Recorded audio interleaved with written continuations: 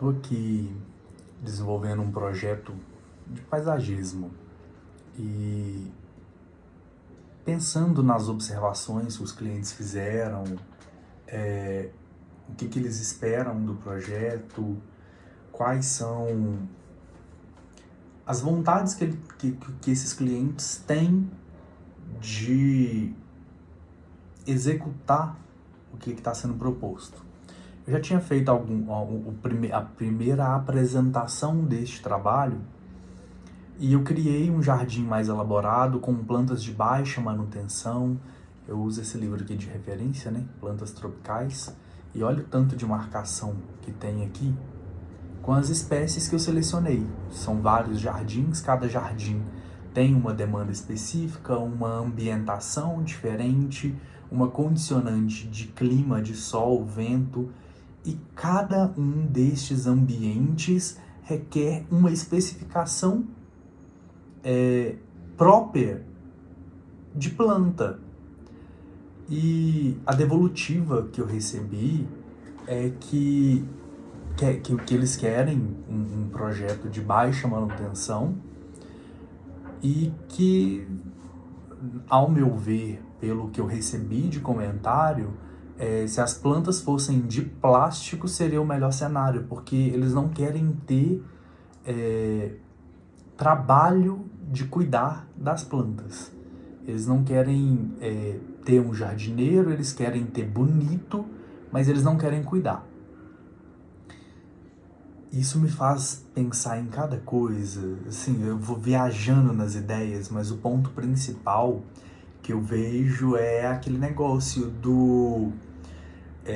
o jardim do seu vizinho tem a grama mais verde, mas muitas vezes a grama do jardim do seu vizinho, ela é de plástico, ela é sintética. E assim, pensar em um projeto de paisagismo, pensar em jardins, pensar em ambientes bonitos e que sejam funcionais, de baixa manutenção, não é uma coisa fácil. Não é um projeto que a gente consiga fazer da noite pro dia, que seja rápido, sabe? E isso fica para vocês pensarem. O jardim de vocês, como que vocês querem que ele seja? A gente tem que ter... tem que cumprir com aquela área permeável que é exigido nos projetos. A gente tem que entregar uma demanda mínima ali, né, de permeabilidade do solo. Isso daí vai de acordo com o plano diretor, código de obras, especificações de condomínio, por aí vai. Mas, para além de uma obrigação, qual que é o trabalho que você vai despender em elaborar aquela manutenção? Você está disposto a cuidar, não está disposto a cuidar? Você pode ser sincero igual esse cliente, virar para mim e falar assim, olha, não quero cuidar, se fosse de plástico seria melhor.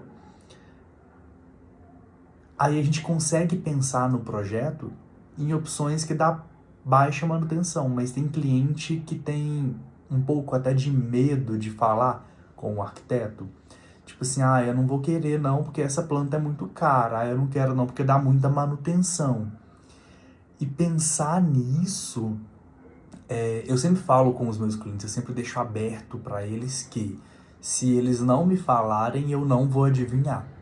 Então você precisa falar. O que eu quero de verdade?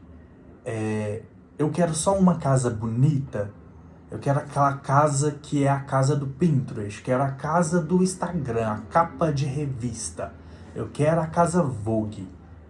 Ou eu quero uma casa que ela comporte as minhas necessidades. Uma casa que comporta a necessidade do usuário nunca vai ser uma casa capa de revista. Por mais que ela seja uma casa bonita, ela pode ser funcional. E às vezes a sua necessidade no momento de reforma ou de construção, ela está muito mais atrelada ao seu financeiro naquele momento do que uma necessidade futura que você venha a ter, ou uma condição futura. Então eu sempre falo que projeto é manual de instrução. Se é manual de instrução, você consegue planejar agora, pensando em um futuro, e se organizar para conseguir executar daquela forma. Hoje, por exemplo, o cliente ele pode não ter um jardineiro ou não saber cuidar de planta, mas às vezes até ficar pronto o jardim dele, ele já aprendeu como dar a manutenção básica daquela planta, ele já pegou o gosto, ele aprendeu a gostar e ele mesmo cuida. Ou não, beleza, eu já sei que é desse jeito, eu já sei que tem esse custo e eu estou disposto a pagar, então eu vou regrar um pouquinho de um lado e vou conseguir pagar o jardineiro para vir uma vez no mês, só para dar manutenção para o meu jardim ficar sempre bonito. Só que qual que é a sua percepção de valor? O jardim para você importa? Ele é importante ou não é importante? Porque às vezes ele não é importante. A gente está preso a uma rotina de fazer sempre mais em menos tempo, de entregar performance, de batidão, de correria e tudo mais. Mas se é um casal de pessoas que daqui a pouco tempo vai estar aposentada, como que a pessoa vai gastar o tempo dela? E se for um casal que viaja muito? Realmente, ter planta não ajuda se você vai viajar muito.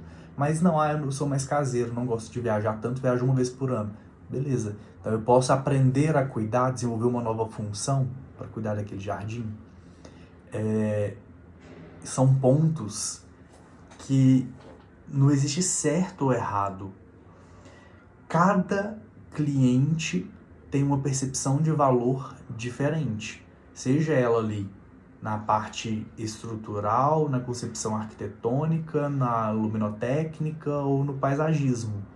Cada um tem uma percepção de valor atrelada ao que para mim é necessário ou não. Existem clientes que colocam o paisagismo em primeiro plano na necessidade. E tem pessoas que colocam isso em último plano, ou às vezes nem tem.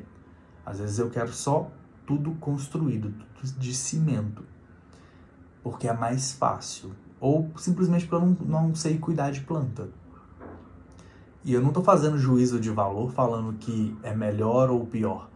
Só que você não pode se colocar numa posição de comparação com uma casa de Pinterest, nem de casa Vogue, nem de capa de revista, se você não tem disposição para fazer ou pagar alguém para fazer. E nessa situação, se você não paga e se você não faz, o ideal é não ter. Então não tem necessidade de fazer. Só que por outro lado, você continua querendo ter aquela casa com cara e jeito de capa de revista. Mas nunca vai acontecer. Se você não tem jeito e não paga ninguém para fazer, a sua casa sempre vai ter planta morta. E eu também não acho que é a solução colocar uma planta de mentira. Uma planta de plástico vai resolver o seu problema. Não vai. Isso é mais uma reflexão que eu estou trazendo para vocês aqui no canal, porque às vezes o que a gente idealiza e o que a gente consegue pôr em prática e colocar no campo da realidade são coisas assim, bem diferentes, sabe? E a gente consegue mudar, a gente consegue criar hábitos para poder cuidar. Mas será que vale o sacrifício? Será que eu realmente quero me sacrificar para poder cuidar ou não? E não só no paisagismo, isso aí em todas as áreas da nossa vida. Mas eu tenho que falar sempre da arquitetura, sempre do projeto. E o paisagismo é uma forma que veio agora, enquanto eu estou aqui lendo o livro, pesquisando as plantas, vendo as espécies, me surgiu essa reflexão. Então fica aí para vocês. Será que eu estou disposto a sacrificar financeira e de tempo para poder cuidar ou ter alguém cuidando? Ou é melhor descartar isso daí e pensar numa outra possibilidade? Ou não, isso está em primeiro plano, se eu não fizer, eu vou contratar alguém para fazer, então posso fazer um projeto que vai dar valor e vai potencializar aquele serviço que é o serviço do paisagista, do arquiteto paisagismo, que vai pensar em composição de espaços e paisagens. Fica essa reflexão para vocês.